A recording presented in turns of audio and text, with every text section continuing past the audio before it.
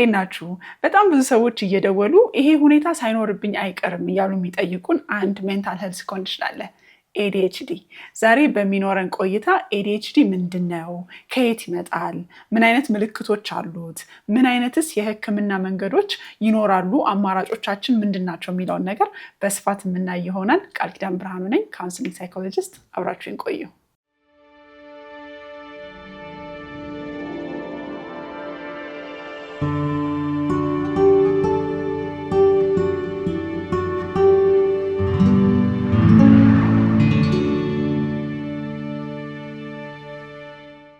ኤዲኤችዲ ምህጻረ ቃል ነው። ሲተነተን አቴንሽን ዴፊሲት ሃይፐርአክቲቪቲ ዲስኦርደር እንለዋለን። በዋነኝነት መገለጫዎቹ ትኩረት ማጣት፣ የመንቀዥቀዥ እና የችኩለኝነት ችግር ማለት ነው። መንቀዥቀዥ የሚለውን ቃል የተጠቀምኩት አማራጭ በማጣቴ ነው። ኤዲኤችዲ ከየት ይመጣል ከሚለው እንነሳና ወደ መፍትሄው እንሄዳለን። ኤዲኤችዲ እንደ ማንኛውም የሜንታል ሄልዝ ኮንዲሽን ይሄ ነው መምጫው የሚባል አንድ ነገር የለውም። ግን ሶስት ነገሮችን ማስቀመጥ እንችላለን። አንደኛው በዘር ለምሳሌ እናት ወይ አባት ኤዲኤችዲ ካላቸው ወይ እህት ወንድም ካላቸው ቀጥሎ የሚወለደው ልጅ ላይ የመኖር ፕሮባቢሊቲው ከፍተኛ ሊሆን ይችላል። ስለዚህ ሄሪታቢሊቲ ስቲሜቱ ከፍተኛ ነው ማለት ነው። ሁለተኛው ነገር ደግሞ ከኢንቫይሮንመንት አካባቢያችን ላይ ለምሳሌ ጽንሱ ለአልኮሆል ለሲጋራ ተጋልጦ ከነበረ፣ ልጆች በሚወለዱበት ሰዓት የነበራቸው የክብደት መጠን አነስተኛ ከነበረ፣ እንደዚሁም ደግሞ ያለ ጊዜው መወለድም ለኤዲኤችዲ አጋላጭ ፋክተሮች ናቸው ተብለው ተቀምጠዋል ማለት ነው። ሶስተኛው ደግሞ ኤዲኤችዲ ያላቸው ልጆች ብሬን ስካናቸው ሲሰራ ብሬን ስትራክቸራቸው ላይ ዲፍረንስ እንዳለ የብሬን ኢሜጂንጎች ያሳዩናል ማለት ነው። በዋነኝነት ትኩረት ማጣቱ የሚያስቸግራቸው ሰዎች የሚያሳዩትን ምልክት ልንገራችሁ። ይህን ከመንገሬ በፊት ግን ላሳስባችሁ የምፈልገው ነገር ዛሬ የምነግራችሁን ነገር ራሳችሁን ለመገምገምና ኤዲኤችዲ ያለብኝ ብላችሁ ዲያግኖሲስ ለመስራት እንዳትጠቀሙት። ዲያግኖሲስ መስራት ያለበት ባለሙያ ነው ማለት ነው።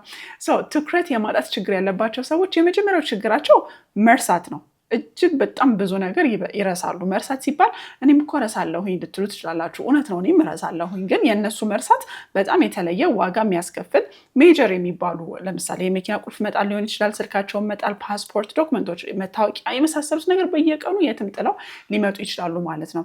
ሁለተኛው ነገር ደግሞ በጣም ቀላል የሚመስሉ ስህተቶችን መሳሳት። ለምሳሌ ተማሪ ቢሆን ፈተናውን ሰርቶ ስሙን ሳይጽፍ መስጠት ማለት ነው። ወይም ደግሞ በዚህ በኩል በዚህኛው ፔጅ ሰርቶ ሁለተኛው ፔጅ ላይ ጥያቄ እንዳለና እንደሌለ ሳያስተውል ፈተናውን መመለስ እንደማለት። እንደዚህ በጣም ሲሊ የሚመስሉ ግን ዋጋ የሚያስከፍሉ ስህተቶችን ሲሳሳቱ ይስተዋላሉ። ሌላው ትኩረት የማጣት አይነቱ የሚታይባቸው ሰዎች የሚያዳምጡ አይመስሉም። የኮሚኒኬሽን ችግር ያጋጥማቸዋል። ለምሳሌ ሰዎች እያዋራችኋቸው የሌሉ ይመስላችኋል።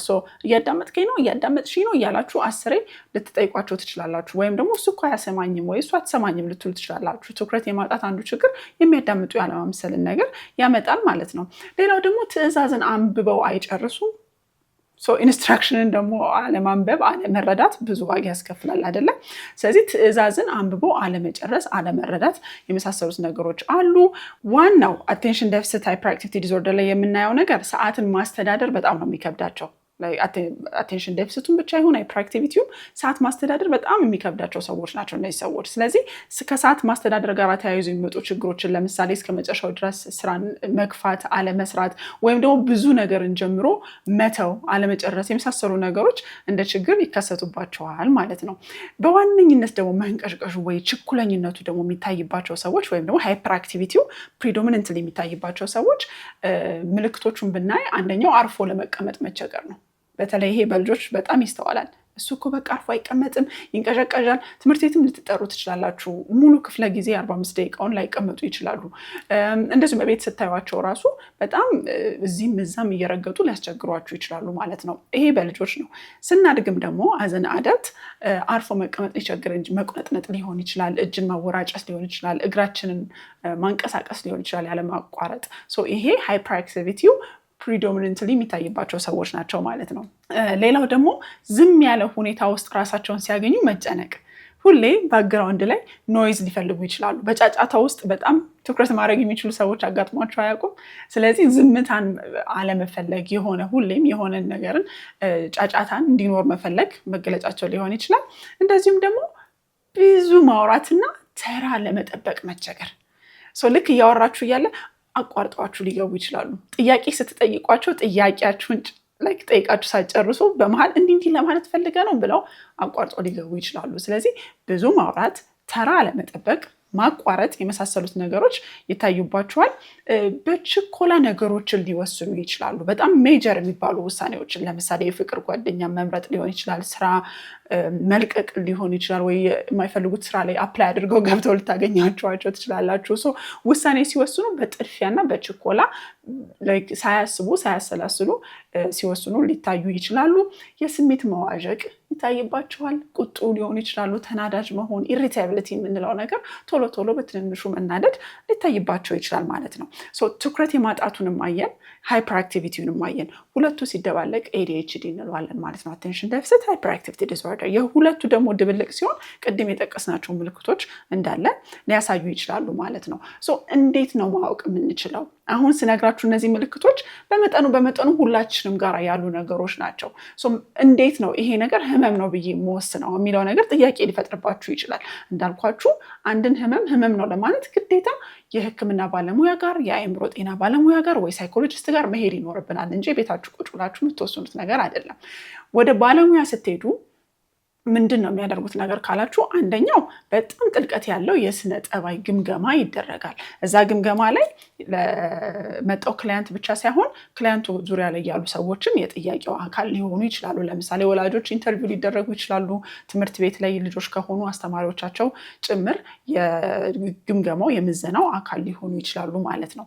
ጥልቅ የሆነ ባለሙያዊ ምልከታ ይደረጋል። ለምሳሌ ልጆች ቢሆኑ ትምህርት ቤት ሴቲንጋቸው ላይ ተኪዶ ከልጆች ጋር ያላቸው ኢንተራክሽን ከጓደኞቻቸው ከኩዮቻቸው ጋር ትምህርት አቀባበላቸው ላይ ክፍል ውስጥ ያላቸውን ጠባይ የመሳሰሉት ይወስዳሉ ማለት ነው። ሶስተኛው ነገር ደግሞ ባለሙያዎች ሌላ የሚያዩት ነገር ሌሎች የአእምሮ ጤና ችግሮች አለመኖራቸውን እርግጠኛ መሆን አለባቸው። ምክንያቱም የADHD ምልክት የሚመስሉ ሌሎች ኮንዲሽኖችም ስላሉ ማለት ነው። እነዚህን ሶስት ነገሮች አድርገው ባለሙያዎች ኦኬ ይሄ ADHD ነው፣ የቀን ተቀን ህይወት ፈንክሽን እንዳታረግ ወይም ደግሞ የቀን ተቀን ህይወትሽን እንዳትኖሪ እንቅፋት ሆኖብሻል ወይስ አልሆነብሽም የሚለውን መዝነው አብረን ተነጋግረን የምንወስነው ውሳኔ ይሆናል ማለት ነው። ምን አይነት የህክምና መንገዶች ናቸው ያሉት? በምን መልኩ ነው ትሪት የሚደረገው ካላችሁ ADHD አንደኛ ሜዲኬሽኖች አሉ። መድኃኒቶችን ኮንሲደር ማድረግ ይቻላል። በመድኃኒቶች ረገድ ያለውን ነገር ከጤና ባለሙያ ጋር እንድትወያዩ ነው እኔ ሪከመንድ ማደርጋችሁ። ሌላው ደግሞ ስነ ጠባያዊ ህክምናዎች አሉ። ለምሳሌ ኮግኒቲቭ ቢሄቪየራል ቴራፒ በመጠቀም እንዴት አድርገን ነው ራሳችንን፣ ስሜታችንን፣ ሀሳባችንን መቆጣጠር የምንችለው የሚለውን ነገር መስራት ይቻላል። ሶሻል ስኪልስ ትሬኒንግ ይኖራሉ። ከሰዎች ጋር ባለን መስተጋብር ውስጥ እንዴት አድርገን ነው ምልክቶቻችንን ማኔጅ ማድረግ የምንችለው የሚለውን። እንደዚሁም ደግሞ ፓረንታል ትሬኒንጎች ሊኖሩ ይችላሉ። ወላጆች ልጆቻቸውን በምን መልኩ ማገዝ ይችላሉ የሚለውን ነገር ከቴራፒስት ጋር ከባለሙያ ጋር በመስራት ጥሩ ኢንፑት ይዘው መሄድ ይችላሉ ማለት ነው። ሶስተኛው ሁላችሁም በቤታችሁ ልታደርጉት የምትችሉት ነገር ከባለሙያ ጋር ከተነጋገራችሁ በኋላ የኑሮ ዘይቤያችሁን መቀየር ነው። የኑሮ ዘይቤ መቀየር ለADHD በጣም ትልቅ የሆነ ኢምፓክትን ያለው ይሄ ጥናቶች የሚያረጋግጡት ነገር ነው። የኑሮ ዘይቤ መቀየር ሲባል ለምሳሌ አንደኛው ቴክኖሎጂን በአግባቡና ለእናንተ አድቫንቴጅ መጠቀም ነው። ለምሳሌ በጣም እየረሳችሁ የምትቸገሩ ከሆነ ሪማይንደሮችን፣ ካላንደሮችን የመሳሰሉት ነገሮችን መጠቀም ማለት ነው። እንደዚህም ደግሞ ለምሳሌ ሌትስ ሴይ አቴንሽን ዴፊሲት አላችሁ ልበል፣ ትኩረት ማድረግ ይቸግራችኋል ልበል። ረዥም ሚቲንግ ላይ ግን ደግሞ መቀመጥ የስራችሁ አካል ሊሆን ይችላል። ስለዚህ ሚኒት የሚይዝ ኦተር AI የሚባል አለ። ለምሳሌ ሚኒቱን ስብሰባው ላይ ያለውን ነገር በሙላ ይዞ ሰመራይዝ አድርጎ በኋላ ለእናንተ የሚሰጣችሁ። እንደዚህ አይነት የቴክኖሎጂ ኤድ የሚያደርጓችሁን ነገሮች እየተጠቀማችሁ እዚህ ጋር ያለውን ነገር መቀነስ ይቻላል ማለት ነው። ሌላው ደግሞ ፖሞዶሮ አፕ። ፖሞዶሮ ትኩረት ማጣት፣ ይሄ ሃይፐርአክቲቪቲ የሚያስቸግራቸው ልጆች they swear by it በጣም እንደሚያግዛቸው ይነግሩናል። ታይም ማኔጅመንት፣ ታይም ማስተዳደር ወይ ሰዓታቸውን ማስተዳደር ነው የሚቸግራቸው አልተባባልንም። ይሄ ፖሞዶሮ አፕም አለው። ኦር ኮንሰፕቱን መጠቀም ትችላላችሁ። the idea is ያላችሁን ጊዜ በአራት ክፍል ትከፍሉታላችሁ። እያንዳንዱ ክፍል 25 ደቂቃ ይቆያል። 25 ደቂቃ ያህል ከሰራችሁ በኋላ 25 ደቂቃ እረፍት ትወስዳላችሁ። ድጋሚ መታችሁ 25 ደቂቃ ትሰራላችሁ። ዘን 5 minutes ሬስት እያላችሁ for 25 minutes አድርጋችሁ ስራችሁን መስራት ወይ ጥናታችሁን ማጥናት ማለት ነው። በዚህ መልክ ሲሰሩ ADHD ብሬን በጣም ኤፊሽንት ነው የሚሉ ነገሮች እየመጡ ነው ማለት ነው። ስለዚህ ቴክኖሎጂን to your advantage መጠቀም ይቻላል። ዋይት ኖይዝ ማድረግ፣ ፒንክ ኖይዝ ማድረግ በጣም ረዳን ይላሉ ክላይንቶች እና ያንን ማድረግ ይቻላል። ሁለተኛው ደግሞ የአመጋገብ ስርዓታችሁን ማስተካከል ነው። የአመጋገብ ስርዓታችሁን ሲባል ለምሳሌ ሹገሪ የሆኑ ስኳር የበዛባቸው የታሸጉ ምግቦችን አለመጠቀም። ስኳር የበዛባቸው ምግቦች የምንጠቀም ከሆነ ሃይፐር አክቲቪቲው በጣም ይብስብናል። ይህንን ወላጆችም ያውቁታል አይደለ? ልጆቻቸውን ማታ ሊያስተኙ ሲሉ ጣፋጭ አይሰጡም ወይ አትስጡልኝ ይላሉ። ምክንያቱም እንቅልፋቸው እንደማይተኙ እንኳን ያውቃሉ። ሰው ብሬናችንን በጣም ሃይፐር አክቲቭ እንዲሆን የማድረግ አቅም አለው። ስለዚህ ሹገሪ የሆኑ ምግቦችን ማስወገድ ይኖርባቸዋል ማለት ነው።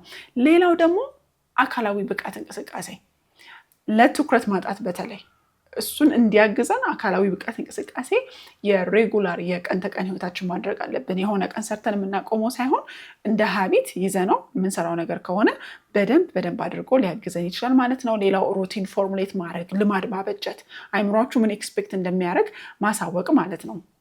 እንደዚሁም ደግሞ ማህበራዊ ሚዲያ አጠቃቀምን ማስተካከል። ሶሻል ሚዲያ ለኤዲኤችዲ ብሬን በጣም ጠላት ነው። አብዝታችሁ የምትጠቀሙ ከሆነ ይበልጥ ትኩረት ማጣቱ እየበዛ እንዲሄድ፣ ይበልጥ ሃይፐር አክቲቪቲውን እየበዛ እንዲሄድ የሚያደርግ ነገር ነው። አይ ነው ይህንንም ሶሻል ሚዲያ ላይ ነው አይደለ እያወራው ያለሁት፣ ያገኛችሁኝ በዛ ነው። ግን ቱማች ከሆነና እናንተን የበለጠ ዋጋ የሚያስከፍላችሁ ከሆነ ሊሚት ማድረግ ካቃታችሁ ወይ ሙሉ ለሙሉ ቢቀር ነው የሚሻለው ማለት ነው ከእናንተ ስለማይብስ። ስለዚህ የሶሻል ሚዲያ አጠቃቀማችሁን እጅግ በጣም ማስተካከል ይኖርባችኋል። በነገራችሁ ላይ ADHD እንደ ህመም ኮንሲደር አይደረግም ዲስ ዴይስ። ኒውሮዳይቨርጀንት ፖፑሌሽን ብለን ከምንጠቅሳቸው ጎራዎች ነው የምንከታቸው። ኒውሮዳይቨርጀንት ማለት ምን ማለት ነው? ዓለምን የምንረዳበት መነጽር የተለየ ነው ማለት ነው። ወይ ኖርማል ተብሎ ከተቀመጠው ዲፍረንት ነው ማለት ነው። ስለዚህ ያ ማለት ምንድን ነው? የራሱ የሆነ ጥንካሬ ያለው ADHD ያላቸው ሰዎች የራሳቸው የሆነ ሌሎች ሰዎች የሌላቸው ጥንካሬዎች አሏቸው። እነሱን ጥንካሬዎች ሼር ላድርጋችሁ። ለምሳሌ የፈጠራ ችሎታ በጣም ኢኖቬቲቭ ናቸው፣ በጣም ክሪኤቲቭ ናቸው ADHD ያላቸው ሰዎች። ያንን የፈጠራ ችሎታቸውን ለተሻለ ነገር በስራም ቦታ ይሁን በተለያየ ቦታ መጠቀም ይችላሉ። የኔትፍሊክስ ላይ አንድ ፊልም ነበር፣ አይታችሁት ከሆነ አላውቅም፣ ፕሌሊስት የሚል የስፖቲፋይ ኮፋውንደር የነበረው ሰው የኤፒሶድ 5 ላይ ይመስለኛል ADHD እንዳለበት የሚያውቅበት ኤፒሶድ አለ። እዛ ሲል ላይ ግን ሲወስዳቸው የነበሩት ውሳኔዎች ኖ መባል አለመፈለጉ the way he went to the የሙዚክ ፕሮዲሰሮች ጋር ካምፓኒዎች ጋር ሲሄድ ሰዎችን ሲያሳምን በጣም አምቢሽየስ መሆኑ it tells that ADHD መኖሩ እዛ ጋራ በጣም እንደጠቀመው በዛ መጠን ገፍተው እንዲሄድ ያደረጉት የዛ ነገር መኖርም ነው ማለት ነው። ሁለተኛው ደግሞ ትኩረታቸው የሳበው ነገር ላይ በጣም አንደኛ ናቸው ትኩረት ሲያደርጉ። I know it doesn't make sense ትኩረት የማጣት ችግር ብለን ነው እያወራን ያለ ነው አይደለ? ግን ትኩረታቸውን የሳበው ነገር ላይ let's say ማትስ የሚወዱ ከሆነ ማትስ በጣም እንደነሱ ትኩረት ሰጥቶ የሚሰራ ካልኩሌት የሚያደርግ የሚማር ሰው ላታገኙ ትችላላችሁ። ኢንትረስታቸው የሆነ ነገር ላይ ኢንትረስትድ የሆኑ ነገሮች የሆኑበት ነገር ላይ ትኩረት ሲያደርጉ እጅግ በጣም ጎበዝ ናቸው ማለት ነው። and then ሶስተኛው ደግሞ እንዳልኩት ቅድም አምቢሽየስ ናቸው፣ የይቻላል መንፈስ ነው ያላቸው፣ በጣም ጉልበት አላቸው ላመኑት ነገር ያንን ነገር ተግባራዊ ለማድረግ። and then ሬዚላንት ናቸው ማለት ADHD ራሱ ጠባያቸው ላይ ችግር ያመጣል ብያችሁ የለ then ኮፒንግ ሜካኒዝም ግን የመቋቋሚያ መንገድ ግን ከተማሩ በኋላ እነዛን የመቋቋሚያ መንገዶች እየተጠቀሙ በጣም ሬዚላንት ሆነው ወደፊት መግፋት የሚችሉ ሰዎች ናቸው ማለት ነው። ስለዚህ ጥንካሬያቸውንም ይበልጥ አውጥተው እንዲጠቀሙ ማገዝ ይኖርብናል ማለት ነው። አሁን ደግሞ ሁለት የተጠየቁ ጥያቄዎች አሉ ADHDን በተመለከተ፣ እነሱን ልመልስ። አንደኛው ጥያቄ ሁለት ወንድ ልጆቼ ያላቸው ይመስለኛል፣ ሴቷ ላይ ግን ተመሳሳይ ባህሪ አላይባትም፣ ወንዶች ላይ ብቻ የሚታይ ችግር ነው ወይ ተብሎ የተጠየቀ ጥያቄ አለ። ይሄ ወንዶች ላይም ሴቶች ላይም ይታያል። አንዳንድ ጥናቶች ወንዶች ይበልጥ ተጋላጭ ናቸው፣ 3 እጥፍ ያህል ከሴቶች ይልቅ ተጋላጮች ናቸው የሚሉ ጥናቶች የነበሩበት ወቅት አለ። አሁን ደግሞ የሚወጡት ጥናቶች የሚያመለክቱን ወንዶቹ ላይ የሚታየው የADHD አይነት መንቀዥቀዡና ችኩለኝነቱ ነው። ሃይፐር አክቲቪቲ ወይ ኢምፐልሲቪቲ ያልነው ማለት ነው። ስለዚህ በብዛት አካባቢያቸው ላይ ላለ ሰው ለወላጅም በሉት ለአስተማሪም በሉት የሚታየው ሲንቀዠቀዡ ያለው ስለሆነ ይሄ ችግር አለበት ብለው ቶሎ ወደ ባለሙያ ወስዶ ዲያግኖዝ የማስደረግ ቴንደንሲ ስላላቸው በብዛት እንደሱ ያላቸው ይመስላል። ሴቶቹ ላይ ግን ትኩረት የማጣቱ ስለሆነ ስለማይረብሹ ስለማይንቀዠቀዡ ችግር ያላቸው ላይመስለን ይችላልና ዲያግኖዝም ስለማይደረግ ነው የሚሉ ነገሮችም እየወጡ ነው ማለት ነው። ግን ሁለቱም ላይ ሊታይ ይችላል። ሌላኛው ጥያቄ ደግሞ ልጄን በምን መልኩ ልርዳው፣ በምን መልኩ ላግዘው እችላለሁ የሚል የወላጅ ጥያቄ አለ። አንደኛው ነገር ስለ ሁኔታው መረዳት ነው። አንዳንድ ሰዎች ስንፍና ሊመስላቸው ይችላል፣ ዲስፕሊን ማጣት ሊመስላቸው ይችላል። ስለዚህ ወደ መግረፍ፣ ወደ መቆንጠጥ፣ ወደ መኮርኮም ልንሄድ እንችላለን። ይሄንን ፈጽሞ ማቆም መቻል አለብን። ADHD ስርዓት ማጣት አይደለም፣ አይገናኝም። የዲሲፕሊን ማጣት ነገር አይደለም። ስለዚህ ሁኔታውን መረዳትና ልጆቻችንን ከመቆንጠጥ፣ ከመቆጣት፣ ከመጮህ ይልቅ በምን መልኩ ላግዘው ወደሚለው ነገር መምጣት እንድንችል ADHD ምንድን ነው የሚለውን ነገር መረዳት ይኖርብናል። ሁለተኛው ነገር ልጆች የሚከብዳቸው ኤግዚኪዩቲቭ ፈንክሽኑ ነው። እንግዲህ ዋና ዋና ፈንክሽኖች ለምሳሌ ቅድም እንዳልነው ትዕዛዝ አንብቦ አለመረዳት፣ መርሳት፣ ሰዓትን ማስተዳደር መቸገር፣ ውሳኔ ቸኩሎ መወሰን የመሳሰሉት ያልናቸው። ስለዚህ ኤግዚኪዩቲቭ ፈንክሽን ላይ በምን መልኩ ላግዘው የሚሉትን ነገሮች እዛ ኤሪያ ላይ ትኩረት አድርገን መስራት ይኖርብናል ማለት ነው። ሶስተኛው መረዳት ያለብን ነገር ልጆቻችንን ለማገዝ ብዙ ትዕግስት፣ ብዙ ድግግሞሽ ሊፈለግብን ይችላል፣ ሊጠበቅብን ይችላል። ስለዚህ ራሳችን ደህና መሆናችንን ልጆቻችንን ከማገዛችን በፊት በስራ አለመዛላችንን፣ በኑሮ አለመዛላችንን እርግጠኛ መሆን መቻል አለብን። አይ ነው እሱ የሚቻል ነገር አይደለም፣ ግን አትሊስት ሌላም ወላጅ ቤት ውስጥ ካለ ለምሳሌ አባት ወይ እናት እንዲያግዘን ማድረግ፣ የባለሙያዎችን እርዳታ መፈለግ፣ ወይ ደግሞ አያቶችም ካሉ የእነሱን እርዳታ መጠቀም ያስፈልጋል። እንደ አንድ ግለሰብ ሳይሆን እንደ ፋሚሊ ልጁን ማገዝ መቻል አለብን ማለት ነው። ቀጥታ ከልጁ ጋር የሚሰራውን ሰው ሌላው ፋሚሊ ካገዘው እዚህ ጋር ከልጁ ጋር የሚሰራው ሰው ትዕግስተኛ ሆኖ ተረጋግቶ ልጁን ወደ ማገዝ ይሄዳል ማለት ነው። ስለዚህ የሁላችንም የቤት ስራ ነው እንጂ የአንድ ሰው የቤት ስራ አድርገን ማየት የለብንም። ከዛ ውጭ ከልጃችሁ ትምህርት ቤት ጋር አብራችሁ መስራት ይኖርባችኋል። ከመምህራኖቻቸው ጋር ምንድነው ጎሉ፣ ጠባዩን በመመልኩ እናርቀው፣ ትምህርቱ ላይ ያለውን ነገር በመመልኩ እናሻሽለው የሚለውን ነገር አብራችሁ ሆናችሁ ከትምህርት ቤቱ ጋር መስራት ይኖርባችኋል። ሌላው ነገር የኑሮ ዘይቤያቸውን መቀየር ላይ በጣም ወላጆች ጉልህ ሚና ልትጫወቱ ትችላላችሁ። ለምሳሌ የሚበሉትን ምግብ በተቻለ አቅም ጤናማ ማድረግ፣ የታሸጉ ምግቦች፣ በጣም ስኳር የበዛባቸው ወይ ጨው የበዛባቸው ምግቦች በብዛት ባለመስጠት ጤናማ ምግብ፣ ፍሩት፣ ቬጅተብልስ፣ ጤናማ የልጆችን አእምሮ ሊገነቡ የሚችሉ ነገሮችን በመስጠት እናግዛቸው እንችላለን። ሌላው ነገር ደግሞ ጥንካሬያቸውን እንዲለዩ ማስቻል ነው። የኔ ልጅ ኢንትረስቱ፣ ዝንባሌው፣ ፍላጎቱ ወዴት ያዘነብላል የሚለውን ነገር ስራዬ ብላችሁ ማየትና መገንዘብ ያስፈልጋል። ያንን ኢንትረስትድ የሆኑበትን ነገር ካገኛችሁ ጥንካሬያቸውን ይበልጥ እንዲያጎሉት መልሶ በመስጠት ማስተር እንዲያደርጉት በሂደት ማገዝ ያስፈልጋል ማለት ነው። እንግዲህ ይሄ ኤፒሶድ ስለ ADHD በትንሹም ቢሆን የተወሰነ መረጃ እንደሰጣችሁ ተስፋ አደርጋለሁ። ቅድም እንዳልኩት ይህንን መረጃ ራሳችሁን ዲያግኖስ ለማድረግ እንዳትጠቀሙት። አለብኝ ብላችሁ የምትጠረጥሩ ከሆነና የዕለት ተዕለት ህይወታችሁን የሚረብሽባችሁ ከሆነ በአካባቢያችሁ የሚገኙ ጤና ተቋማት ሄዳችሁ ሳይካትሪስቶች፣ ሐኪሞች፣ የስነ ልቦና ባለሙያዎች እንድታማክሩ አሳስባችኋለሁ ማለት ነው። አመሰግናለሁ በጣም።